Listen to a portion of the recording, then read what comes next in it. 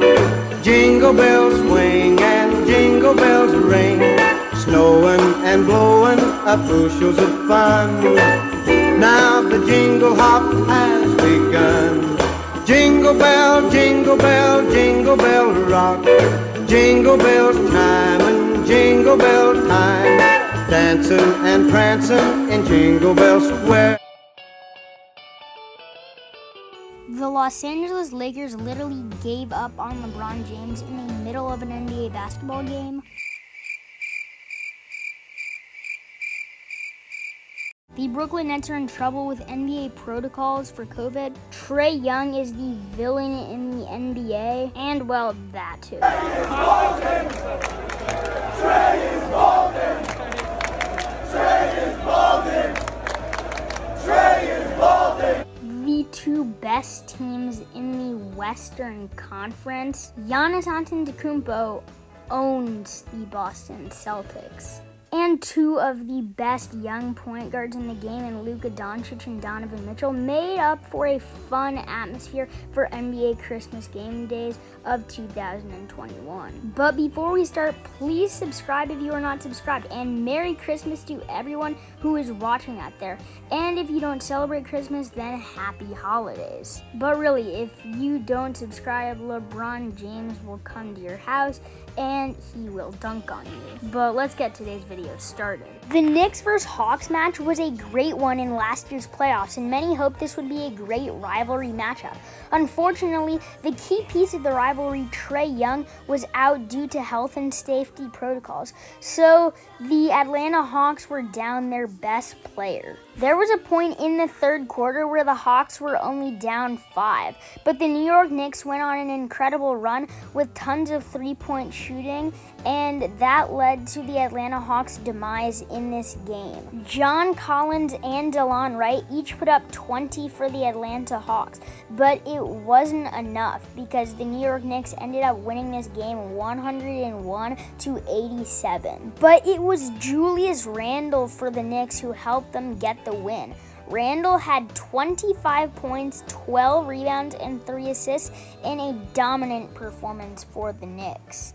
But it was also Kemba Walker for the Knicks who helped them get a win, because Kemba Walker dropped a triple-double, putting up 10 points, 12 assists, and 10 rebounds in 40 minutes of action. It was reported a few weeks ago that Kemba Walker was reportedly out of the Knicks rotation, but maybe this performance will encourage the Knicks staff to let him play more. Evan Fournier and Quentin Grimes both had 15 points, while meanwhile Obi Toppin dropped 13 points, and Obi Toppin had a play at the end of the game where he did a between-the-legs dunk.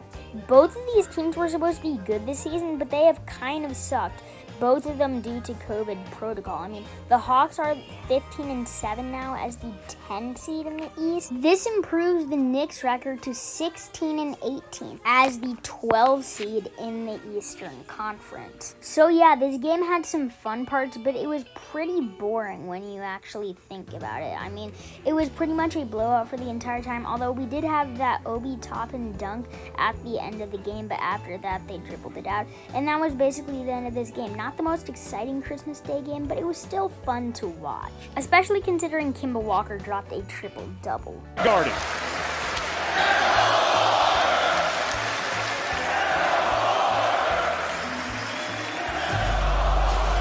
The Celtics and Bucks faced off against each other, and the Bucks knew they were going to be in for a tough one when the Boston Celtics went out of the gate with a 46-29 lead at one point in the game. But the Milwaukee Bucks were not scared and made a tremendous comeback to win this game.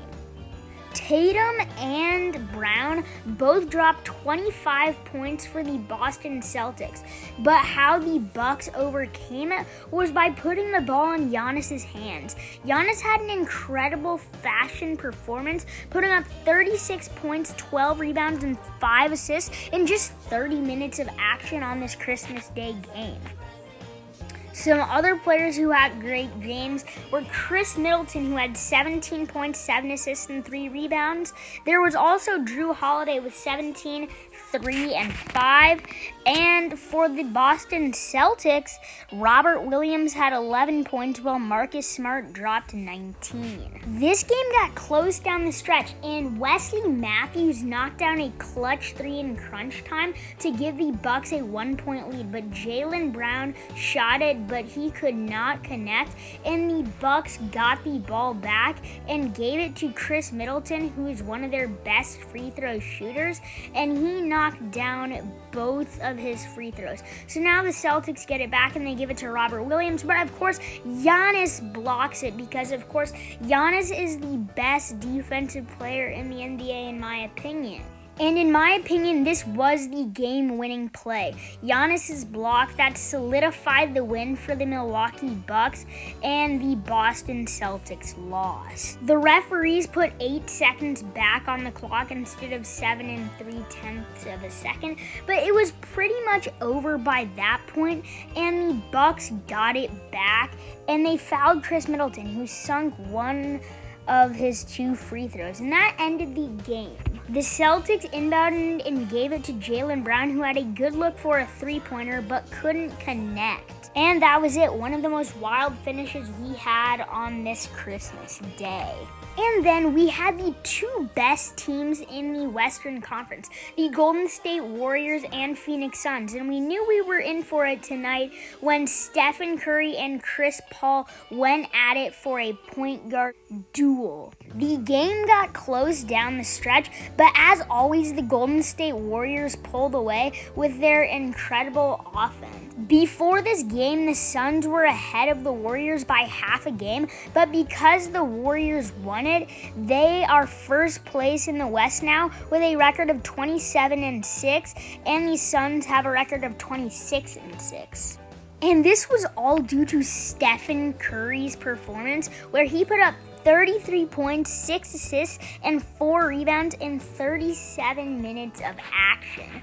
And the Phoenix Suns did put up a valiant effort, with Chris Paul dropping 21 points, 8 assists, and 6 rebounds in 38 minutes of action. But the Golden State Warriors pulled away at the end and didn't let the Phoenix Suns score in the last 3 minutes of the game, which led to the Phoenix Suns' demise and the Golden State Warriors triumph. Otto Porter Jr. for the Golden State Warriors was key down the stretch, putting up 19 points, and 13 of which came in the fourth quarter.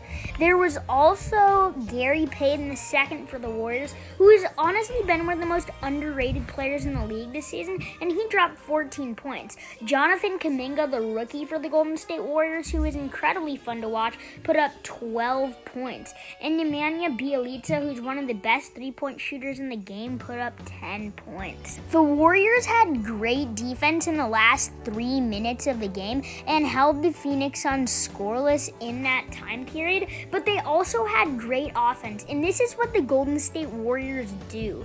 They're incredibly clutch at the end of games on the offensive end and defensive end, and that's why they lead the league in both categories of offensive rating and defensive rating. Booker for Phoenix had an incredibly off game, just going for 13 points, 3 rebounds, and 3 assists in the entire night. And the Golden State Warriors soared to a 116-107 victory in Phoenix. The Lakers and Nets situation was a bit different in the sense that the Brooklyn Nets had a lead in this game by 23 points with 10 minutes to play. But the Los Angeles Lakers decided to have a 3-point shooting party, and this was led by LeBron James and Malik Monk, and they dropped an absolute barrage of 3-pointers. LeBron hit like 3 or 4 3-pointers from distance down the stretch, and Melo had some key buckets inside the paint to secure a substantial lead for the Brooklyn Nets.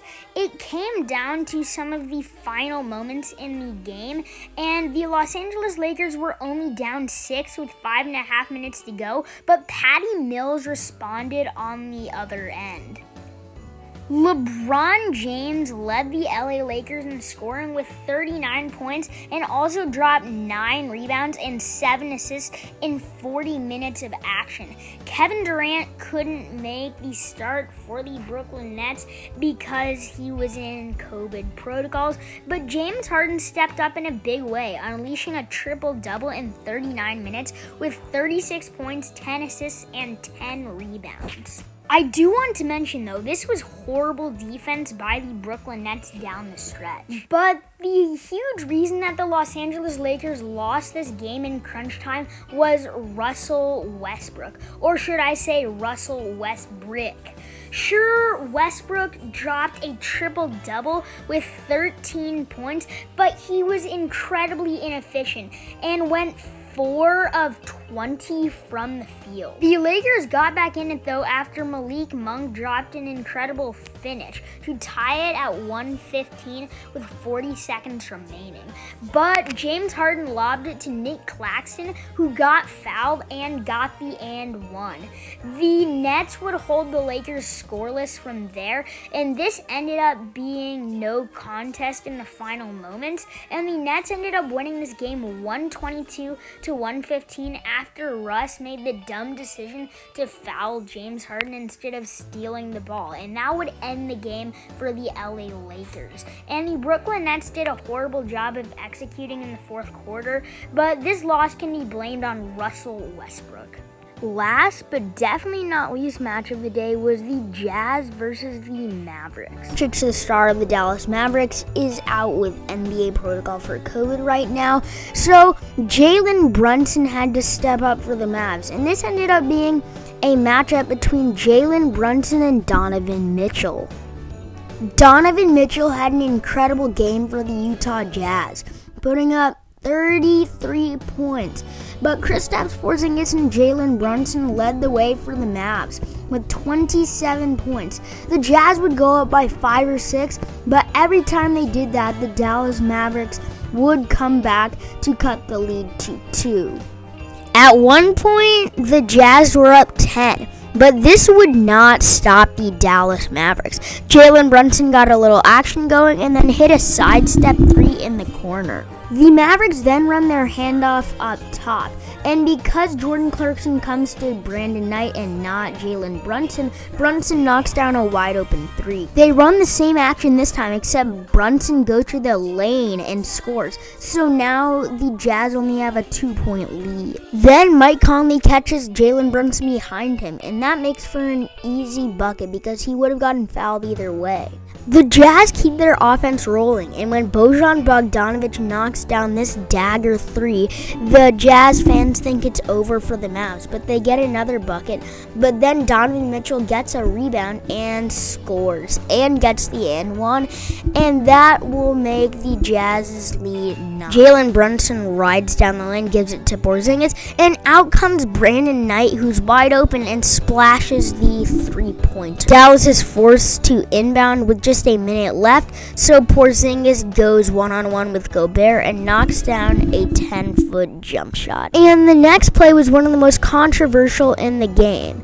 Powell misses, then Brunson gives it to Ntilikina. Ntilikina shoots it, but gets it back, and Mitchell doesn't even block him, and then scores. But obviously it should have been a travel, but even when the Jazz challenged it, they still weren't successful, which I have no idea why. But Donovan Mitchell didn't care. He just drove out the clock by getting around the Mavs defense, and that would be it. The Jazz won in dramatic fashion, 120 to 116 on Christmas Day, which was a really, really fun matchup. But I don't know how the Jazz won by that little, especially because the Mavs didn't have Luka Doncic. Anyway, thank you guys for watching. Click subscribe, turn notifications on, like, share, comment, all the good stuff. And as always, I'm your boy Hyper Hooper Basketball, and I hope you had a magical Christmas.